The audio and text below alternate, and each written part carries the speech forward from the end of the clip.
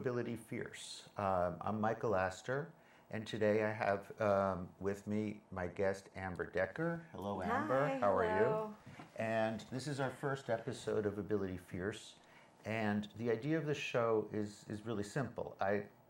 This summer, I was trying to get my son to purchase, and he had been accepted, but they wouldn't give him a room for his aide, a separate room in the dorms, and we couldn't make it work to get him into school without the aide having a separate room.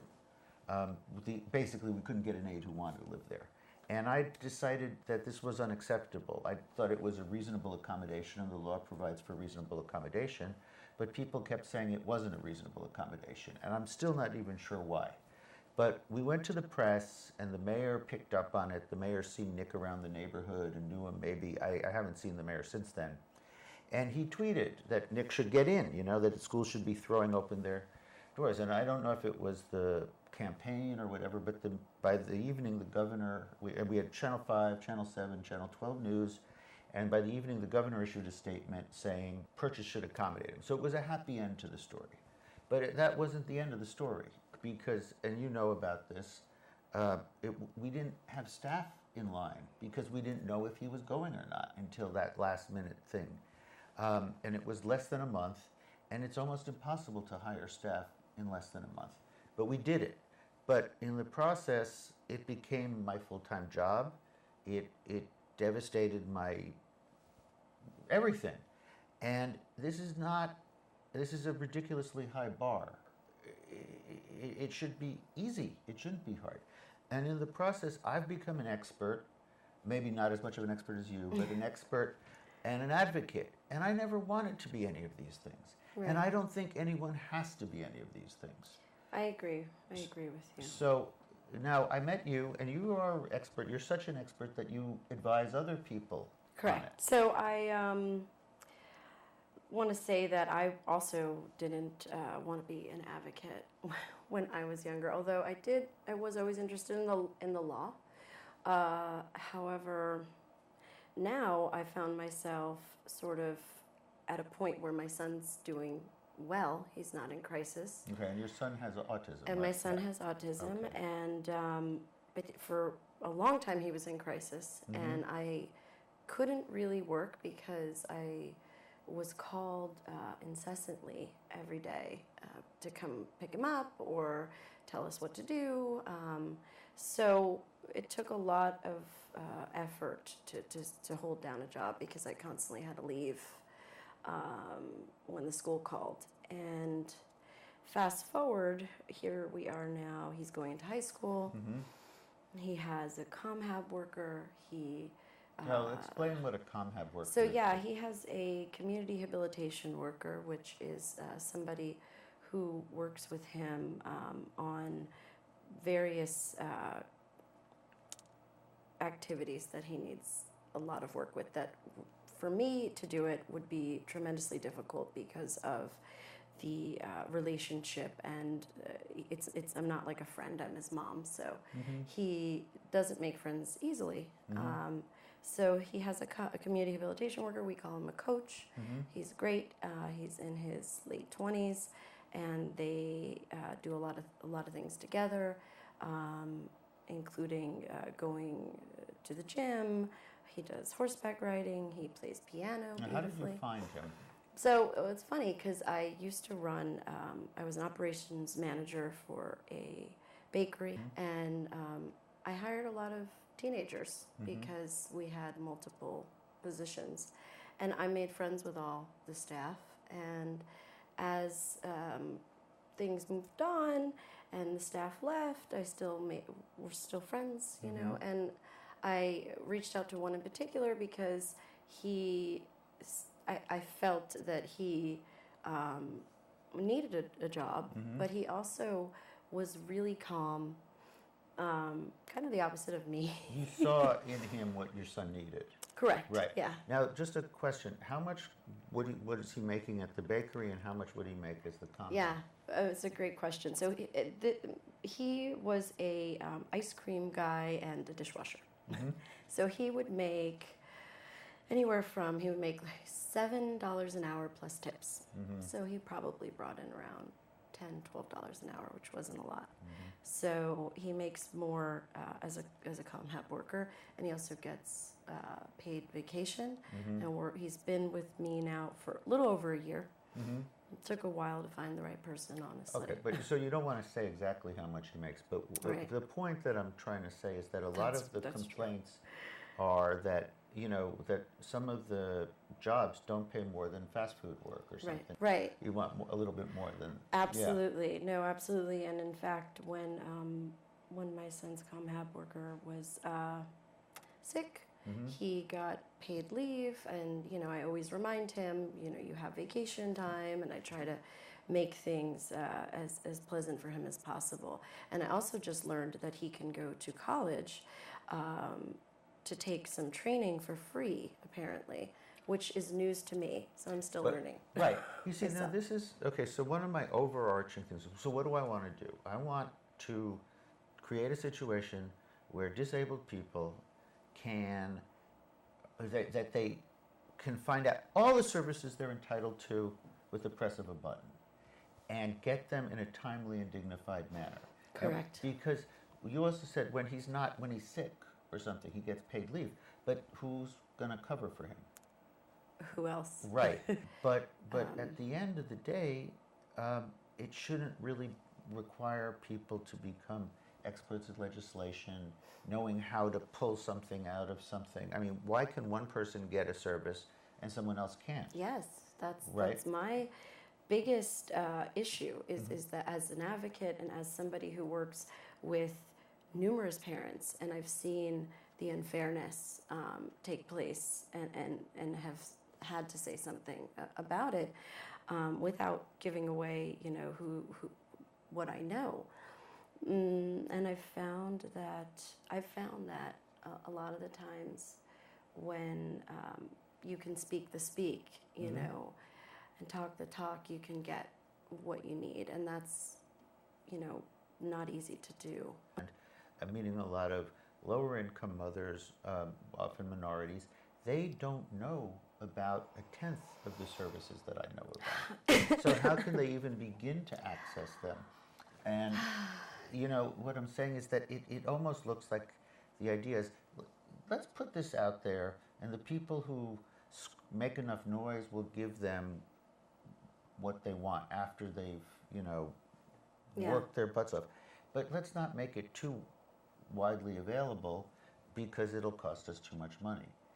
One thing that I find is that bureaucrats write things in a way that's very plain for when it's for parents or for families. And they say that it's because they're not allowed to write above a certain grade level, or they say it's because of this is all they need. And the menu is usually, there's a secret menu, and you can't really find it when you go to the entity that should be telling you what's on the menu, in my opinion. And I think it's very, very frustrating for a lot of families. And I like to do is tell them, have you thought of this? Have you thought of that? Because I've dealt with so many situations at this point I'm still learning and it's amazing how much information there is, and yet we don't know about it, and neither do the people that are supposed to sometimes. Right. And then there was this point where nothing was working, and I'm aggressive. I call up to the chiefs, I go up the chain, I go down the chain, and I said to the regional director of the office of, I said, look, this has been 5 years. The self-direction broker says he'd probably be entitled to a budget of around $100,000. That's, $500,000 that you've saved by not giving us what we, and she said, it doesn't work that way. And I said, no, it doesn't work.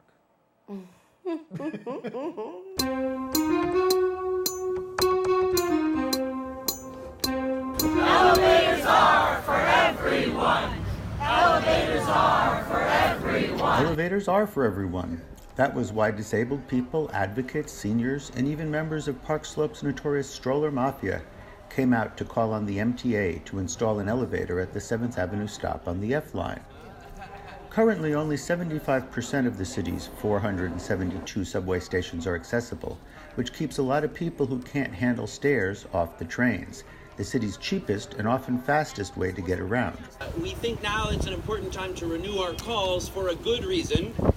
Andy Byford and New York City Transit have put out the Fast Forward plan, and it calls for significant improvements in accessibility for our subway system. Not enough, what will be enough will be 100% accessibility in our subway system. New York Transit Authority President Andy Byford's plan promises that no one should have to travel more than 2 stops to reach an accessible station. Currently, the closest accessible station to 7th Avenue is 3 stops away, but it requires taking 2 buses to get there. State Assemblyman Bobby Carroll said the station needed an elevator and the money to pay for it, something he estimated that would cost in the area of $30 million. This is a critical subway station in central Brooklyn. We have a hospital, we have schools, we have all the residents of the Park Slope community that use this, and we know that everyone would benefit from having an elevator. But one of the important things that I want to mention is that we need to make sure that we fund the MTA. We want elevators. When do we want them? Now. What do we want? Elevators. When do we want them? Now.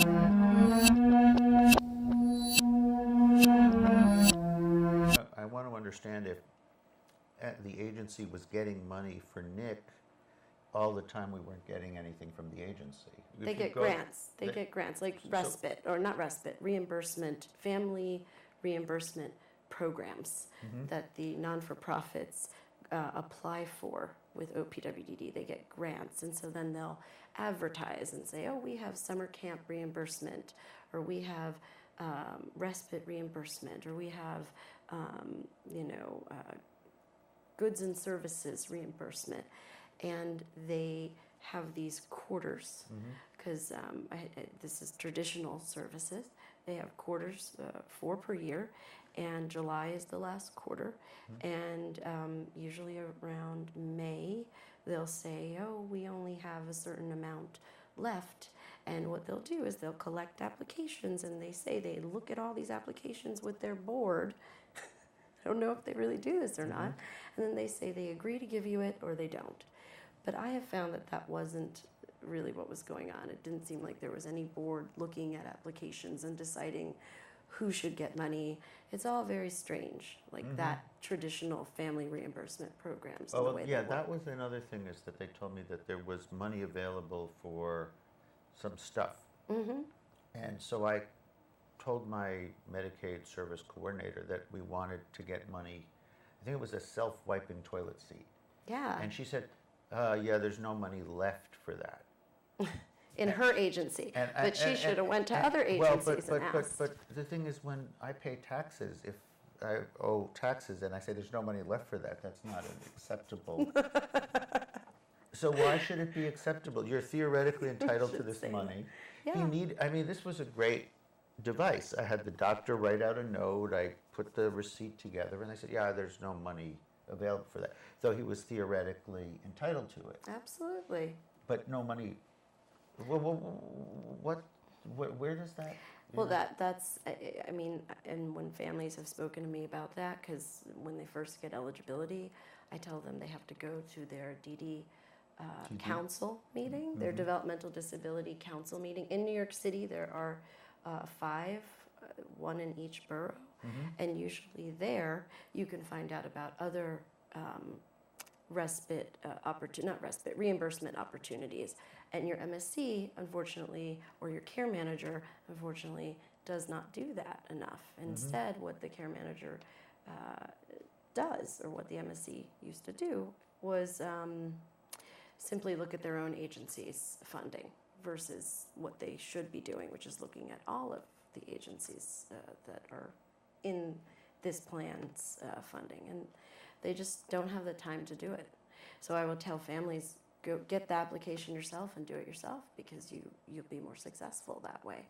And I really only relied on care manager and the MSC, or care manager now, MSC now called care manager, to do the ISP. And that's Okay, it. the ISP is? It's a individualized service plan. Okay, individualized service plan, Right. which is not an internet service provider. So we have to. And keep now that- it's going to be called a life plan. Right. Right. Okay, so let me just talk a little bit because I'm trying to promote a greater vision of this that'll be, and some people laugh at me and think it's utopian, but I think that if we don't dare to dream, if we don't try to make something work, this is America. We've put a man on the moon. We've done some amazing Yeah, things. We yeah, have yeah. iPhones. We should be able to do this. Yeah. But you have made a bit of a career of helping people. Right. So, so if people out there Okay. need help, Yes. maybe you're a person they would want to get in Yeah, touch with. I have 2 other parents that I work with that I've been training for about a year now. I have a certificate that is issued through OMH, Office of Mental Health, and New York State Families Together. And it's a family peer advocacy credential that I had to take a bunch of classes for. So not just that's anyone helpful. could be a peer advocate. No, there's only about 2,000 in the whole state. The sad thing is that most of them work at family resource centers, which are places that parents who get in trouble with ACS or with child services are sort of forced to go instead of promoted as a proactive resource. And I think that if family peer advocates were utilized more, not in association with child protection services, but just as a proactive service, that you would see an increase in accessibility to services. Because in order to be a family peer advocate, you have to learn a lot about different services and different agencies and how they work.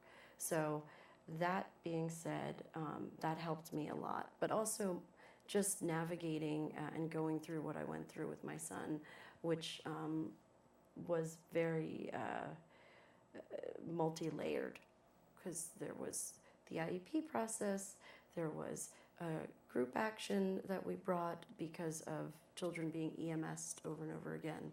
Okay, so we just went IEP is individual education plan. Yeah. And EMS I've never heard. So my son was sent in the emergency medical services van, Okay. 911, and he. Oh, so it is yeah, the EMS yeah, that I yeah, did. Yeah, Okay. You've heard of it. It's just I just with thought, all like, the other with acronyms. ISP that we. It's so crazy. But so because of that, I was sort of exposed to how a group action is pursued. And I learned about a special needs trust because we got some small monetary amount of money.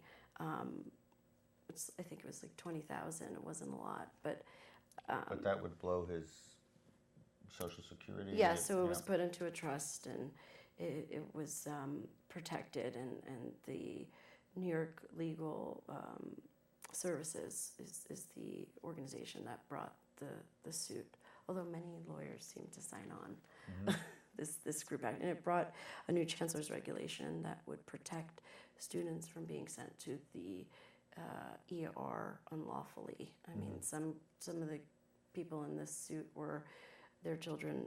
One little boy was 5 years old. He got sent 3 or 4 times for throwing crayons or So they just ripping go, a paper. we can't handle it. Call the ambulance. Yeah, exactly. And they were doing that a lot all over the place. Right. So that, and then going through the impartial hearing process, which is, when you disagree with the DOE and you're looking for appropriate placement, it sort of made me have to learn things that I really didn't want to learn. Right. And that's what I'm saying is, why can't we capitalize on this, like that one of us learns it and then we communicate back so that it doesn't, I just don't think we all have to go on these individual study programs to acquire so much knowledge about how to take care of our loved ones. Now we should be, maybe taking care of 10 loved ones or 12 loved ones, or even people we don't love that much but have similar needs, because you get this expertise just to get your kid to almost normal. Right. Yeah. It requires so much effort, and it's, ebbs and flows. There are times where, I think, well, I'm going to start doing full time, because people ask me all the time to help them, and we have an intake form, and we're trying to be very organized and keep track and help everybody, but there are times where I think, I don't know how much longer I can do this, because it's so hard, and because there's no one else that I can even refer some of these people to, because their situations are so complex that no attorney would want to help them. In fact, I have attorneys sending people to me because they don't know anything about OPWDD. They don't know anything about Medicaid, especially children. Forget it. You can't expect any law firm, even pro bono law firms, to walk you through applying for Medicaid if you have a child. They say wait until he's older, wait until they're older, especially if the parents have any above $26,000 is I think New York City is around that. So if you make above $26,000 and you have a child who's severely disabled, and you go to legal aid, or you go to community health advocates, and you say, I need help applying for Medicaid for my child who's disabled, they will tell you that that they don't have money to help you with that's not something that they do. And it's pretty frustrating that schools don't really help people do that. What drove me nuts was when we moved from Brazil when Nick was 9, and we enrolled him in a public school. And they shortly after sent me a form saying that I would allow Medicaid to observe him so that the school could get money for him, the services that they give him in school. Now, so Medicaid is aware of him. So why don't they just come in and say, he's... Well, they give that form to everybody. But what I'm saying is that as soon as Medicaid is aware of him, it should be proactive. They should be saying, you're entitled to this, that, and the other. They give that form to everyone, even people that don't have Medicaid, because they want to see if you have it or not. Right, but don't they get some money from Medicaid? They get funding now, but Right. they didn't for a long time, because they didn't even know how to bill Medicaid, even though But the point is, schools as are the soon as- largest Right. billers of Medicaid. But as soon as they're Approved aware that billers. somebody's in need in the school system, the Medicaid system should say, well, what's going on at home? Well, why I aren't think you're you? right, Yeah, but that's not how it works. That's not how it works, but that's how That's we're right. gonna fix that. I think that you're absolutely right, and I've Right. been saying that for a long time, that if social workers, parent coordinators, family workers, all these titles in schools were to do a little investigating on helping families apply for Medicaid if their child is disabled, and if they meet the eligibility criteria, then they should do that, but they don't. Well, I did meet with the social worker. She gave me a pile this high and said there was a reading room on 15th Street somewhere that I should go to. You go to, you open these books up, and where are you going to find? Oh yeah, this is exactly what Nick needs. And you call these numbers, and they don't answer you. That's right. When they told me, now you need to find an MSC. So they gave me 3 names of organizations they thought were good. I called 3 of them, 1 called me back. A few months later, another called me back. I said, no, I already had one. But the story gets worse, because the woman that they hired, because they didn't know how to get a Medicaid waiver for Nick, and the woman they hired was an idiot, and she spent a year trying to do it, giving us the wrong forms, which was for somebody who was not injured since birth, and it was so hard for the doctors to fill out these forms. I had to go to 3 or 4 different doctors. The last one was like, this is absurd, it's not applicable. We sent it back. Then the woman disappeared, and they said, we're sorry, she was really bad, she no longer works for us. That was a year that was wasted because you had an incompetent employee, and again, you're sorry. We're sorrier. Yeah, it's We're terrible. suffering, yeah. And there's no recourse. You No, don't no. get. I mean, I have hundreds of stories like that. Right. Where There's no recourse. There's no ombudsman. There's no one you can call to say, look what happened. And, there's no impartial hearing process. There's nothing. No, it's just malpractice. Somewhat, or it's like Well, but I a mean, denial in this case, it was malpractice. You had somebody who didn't know integration. what they were doing. Right. And then you said, oh, well, we've gotten rid of her. She didn't know what she was doing.